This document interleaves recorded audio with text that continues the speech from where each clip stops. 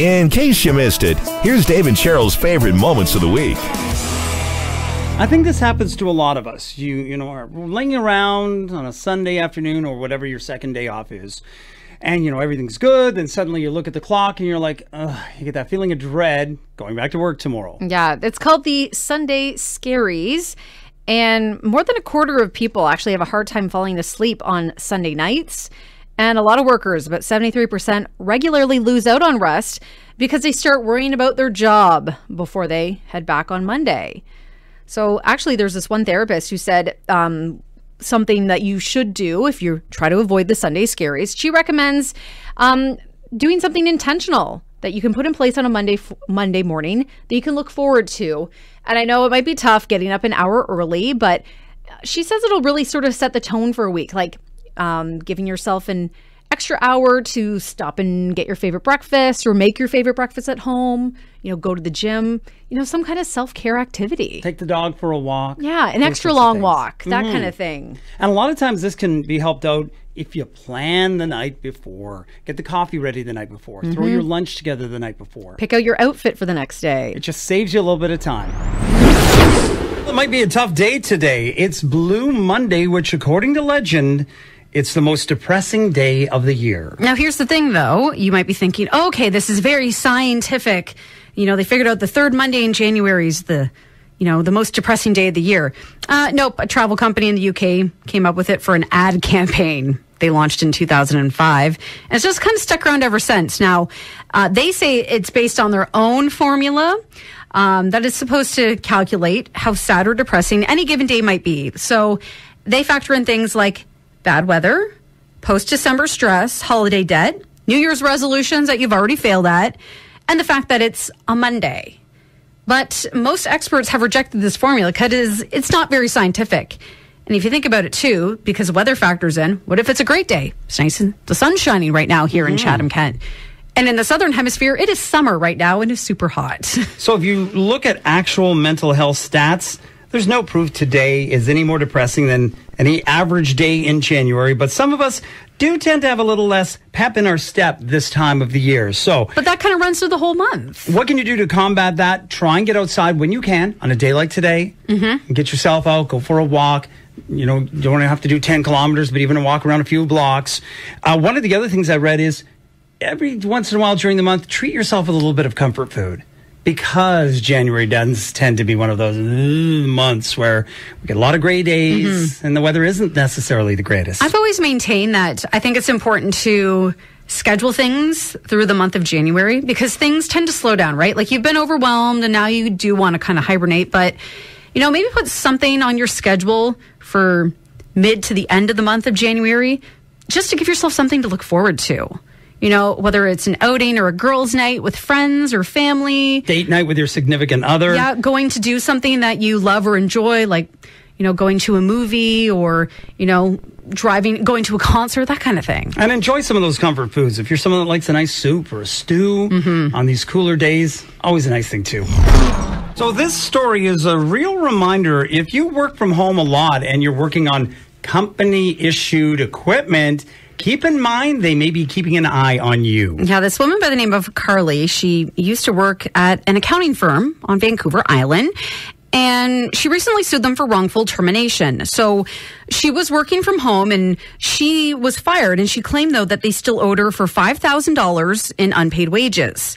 But the company countersued, and they claimed she actually owed them money because they say she was fired for time theft. Pretty much, she was working from home, and they say that she claimed about 50 hours more on her timesheet than they could account for. And they were able to track her because they use a program called Time Camp that was on her work laptop, which, that's to be expected. And it's a tracking software that can tell if you're working or not. So it can tell whether you're on a work task or doing something like being on Facebook or YouTube or Netflix. Scrolling or shopping or doing things that aren't work related. Now, her excuse was that she had printed out hard copies of documents and she was working off of those instead of her computer. Well, then they tracked her printer usage. Apparently they can track that too, and said that just wasn't true. Yeah, they're probably saying you didn't print off enough pages for it to be like a document or one of the big documents. So the court actually sided with the company, and she's now been ordered to repay over $2,000 in wages. And a judge has given her 30 days to pay up. I think that's just screams that, because she, I think, got a little greedy. It's like, well, you owe me $5,000. And they're like, no, you actually owe us $2,000. And another reminder, again, if you're working from home on company issued equipment, again, that's the key thing here, right? Because some people are freaking out saying it's the workplace spying on you and things. Well, there has to be some accountability. If you're not, your boss isn't in your living room. So there has to be some degree of accountability to make sure that you're still actually working. Well, and all I can say is that if she had been doing the work on her laptop and then on her personal laptop, that's where you do the shopping, the Netflix watching, the social media surfing. Do it on that computer and not your work computer. So it's not like she, planned to fail. She failed to plan. What's the best piece of life advice you've ever received? This guy, for his 32nd birthday, decided to ask some 90-year-olds for life advice, and then he put together a list. You can text us, 519-351-6300. What's the best piece of life advice you've ever received? And thanks to those who have texted us so far. Jeff said, never grow up, because that means you're getting old. Casey with a good one. Don't eat yellow snow. Oh, yeah. Yes. Those are great words to live by.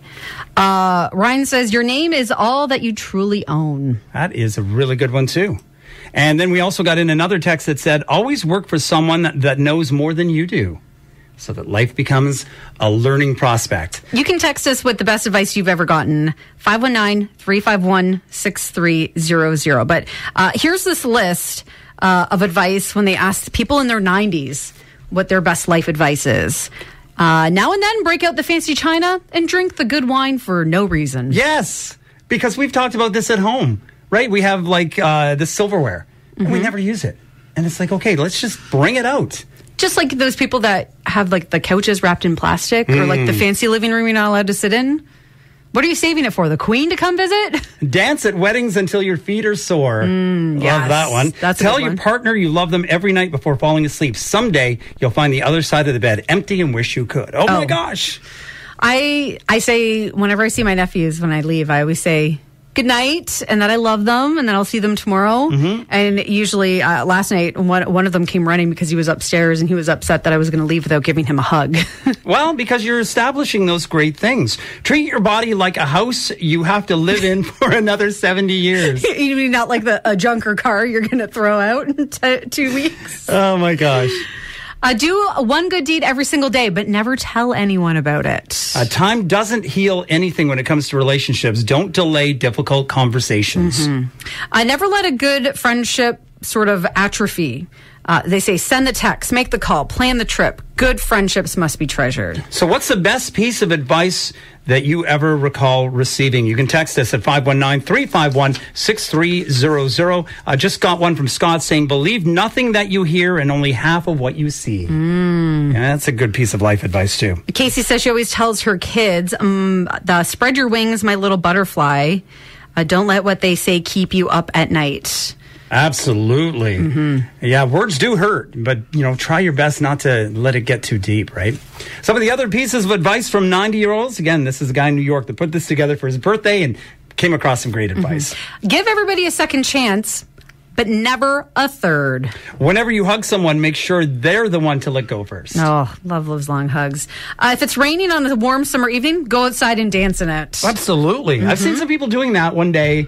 A couple of years ago, it was pre-pandemic, we were at Walmart and we were coming out and it was pouring and rain. And this mom with her 2 kids, they were dancing kind of like in the rain as they were going to their car. They weren't running, but they were just sort of dancing and moving. And splash in the puddles. And the kids were laughing. I thought that was just a great moment because that creates core memories for kids, right? When in doubt, love. I mean, everyone can use more love.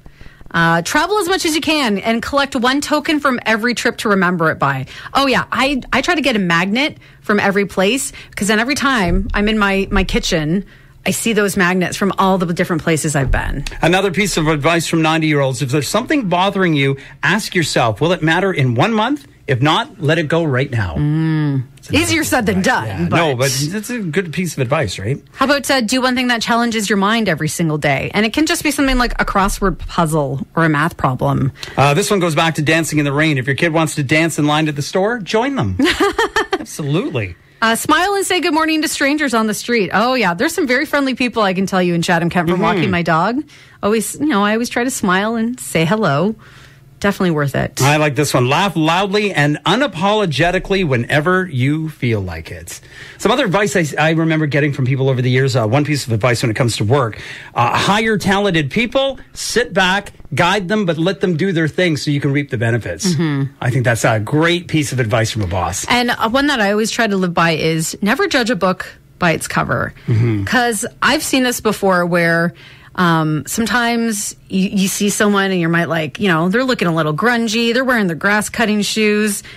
Could turn out that they're, the richest person in town. You have no idea. Well, and the thing is, it's there, but for the grace of God go we, right? When we think about those kinds of things of trying not to judge and you don't know the other's path.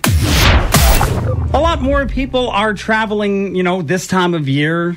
Running into issues sometimes, but in general, a lot of people are on planes now. So when you're on a plane, if you end up with the middle seat, which is kind of the seat, right? Yeah. Let's be honest.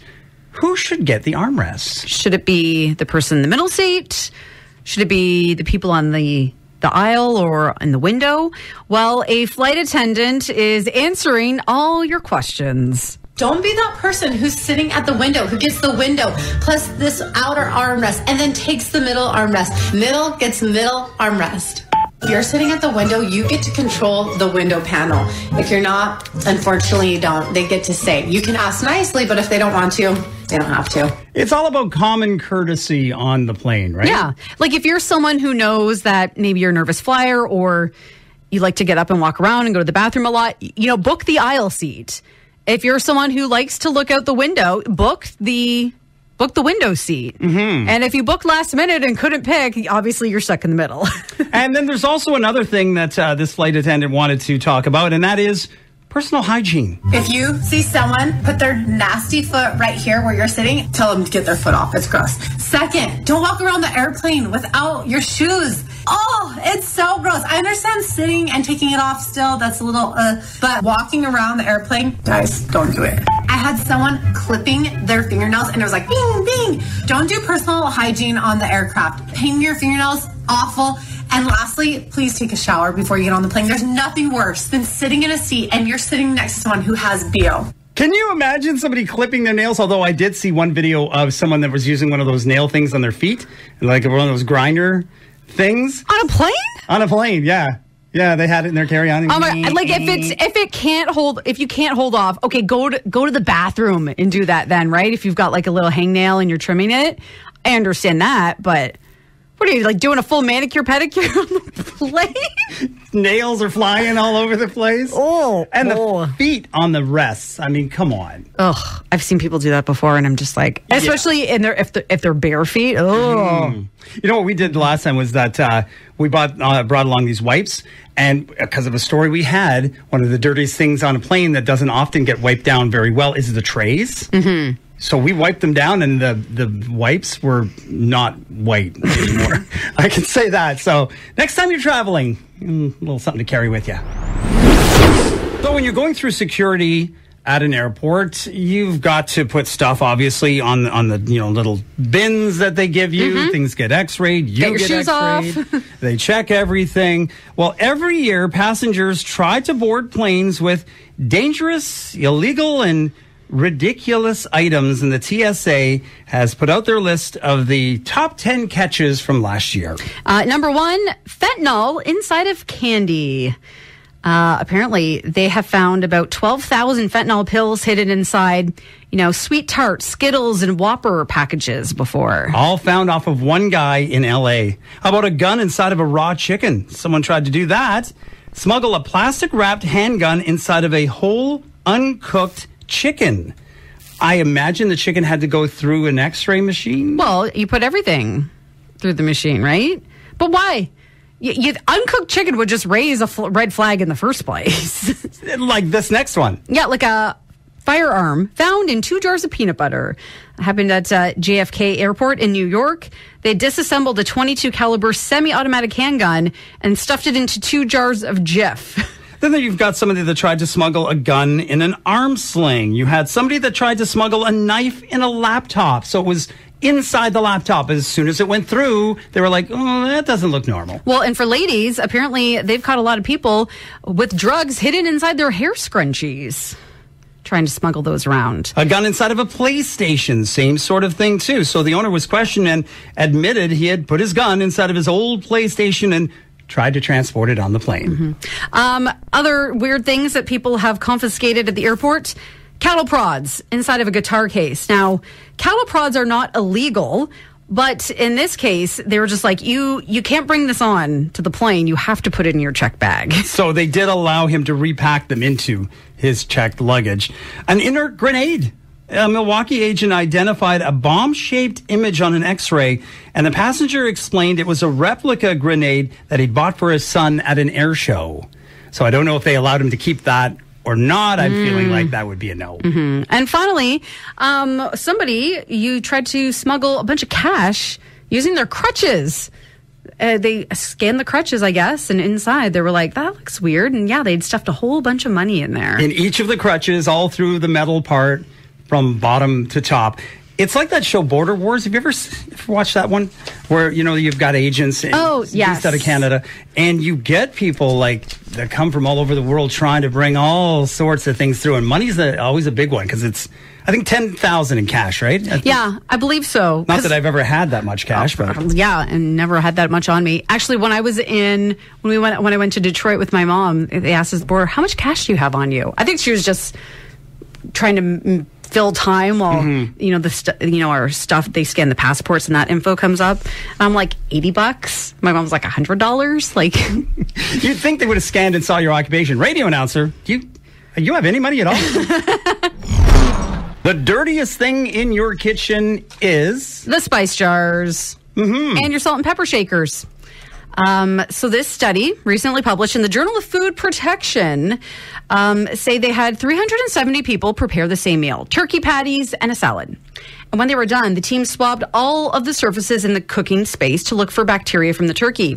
And the spice jars are where they found it the most often. Because, think about it, when was the last time you cleaned your spice jars or your salt and pepper shakers? Yeah, they found it 48% of the time, more than twice as often as any other surface.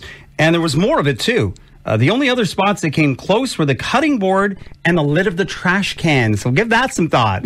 So basically, they say we just don't always wash our hands well enough when we're cooking. And then you use salt, pepper, and spices a lot. But then you never clean, like, the shakers, the dispensers that it's in. So if you want to be safe, they say you need to wipe them down every once in a while. And I always try to do this. When I run out, I try to use up all of it and then wash it all out, let it dry, wash it with hot soap and water, let it dry, and then refill it. I can be 100% guaranteed I have never wiped down. Maybe my wife, but I have never, ever in my life wiped down a spice jar. I mean, maybe I'll think about it a little bit more now. Yeah. The other thing I was thinking of here in Ontario homes, the milk jug. Right? Because you use that same milk jug, you put the bag in, you cut it, you put it back in the fridge. When did you wash it? When do you wash it? How about looking inside of it? Because I bet you on the bottom, because milk gets spilled down in there every once in a while, right? Depending upon who's cut it. If somebody's cutting it with actual scissors versus steak knife, and the kids are massacring it, you know what I'm talking about. They can't find the scissors. And the milk runs inside and curdles, but you need to clean it. But that reminds me, I saw a video. So over the holidays, someone said that their in-laws came to visit, and I think they're from the States. And they didn't understand the concept of the milk jug with milk in the bag.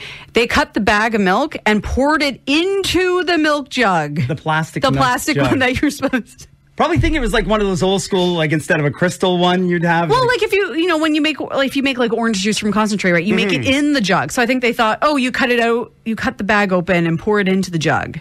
And she was like, I think someone needs to tell my in-laws how milk jugs work. It is unique to this side of Canada because you get people that move here from Western Canada that are like, what is this? Because they have cartons or they have the big plastic containers. I know one guy that moved back from after he lived out west for a while, and he posted something online about that. And he said, you got to go buy the special container to hold the bags of milk. Because he'd gotten rid of his milk containers, right? Yeah. So he said, he had to go out and get himself a new milk I was just thinking about the couple that did that. It's like, do they not realize how disgusting that container? It's probably who never think to wash it. All right, so we've got 2 tasks today. Wipe down the spice jars and clean out the milk jug. 22-year-old guy, he was trying to track down his dream girl that he met at a bar, but she only gave him part of her phone number. So she wrote her number down on a napkin along with the name Jackie, but she left out 2 digits on purpose. And at the bottom, she wrote, "Trust me, I'm worth it." So basically, she wanted to see if he would go through the hassle of trying to figure out what the 2 missing numbers were. And there's 100 possible combinations. So this 22-year-old, it was actually his cousin who tweeted about it. Most people thought it was a fun idea. Some people are like, oh, this is a sign that she's high maintenance. But there's a bit of a story behind it. Apparently, the 2 of them bonded at the bar over true crime shows. And he was bragging about how he can always solve the crime before the show ends. So the missing digits were kind of like a challenge for him. And it's not like she left out 4 or 5 digits. So there was 100 possible combinations. And I saw the one piece of paper online where he was crossing out numbers. He was going through as he's everyone. going through, seeing if it was her or not. And his cousin just posted an update. Apparently, it went viral, him sharing this, obviously. So Jackie reached out to his cousin and said that her response was, "He may not be as clever as he thinks. Give me his number. I'm taking over this operation." So we'd gone through about 50 numbers at that point, trying to track her down. So it sounds like they're going to get together. Now, this is the same guy. There was another viral post that this cousin had put out when this young man was about 20. So about 2 years ago, he had moved out into his first apartment. And he had texted his cousin and said, this is annoying that every time I cook, I have to clean the oven. I think I'm just going to be ordering more takeout. And so he's like, what? Why do you have to clean the entire oven after every each time? He said, well, I'm trying to grill my food and everything's dropping down to the bottom and burning and it's smoking. And the cousin was like, are you not using a pan or something? No, I wanted to get the grill marks on the meat. So he thought he could just put stuff right on top of the actual trays. So that after every time he's cooking, he's got to clean the bottom of the oven and the racks. So the cousin had, texted him back and said, 100%, just so you know, I am going to be posting this online. And then did he send them a link for a sheet pan? Like, my gosh. Oh, man. You've been listening to Dave and Cheryl's Favorite Moments of the Week.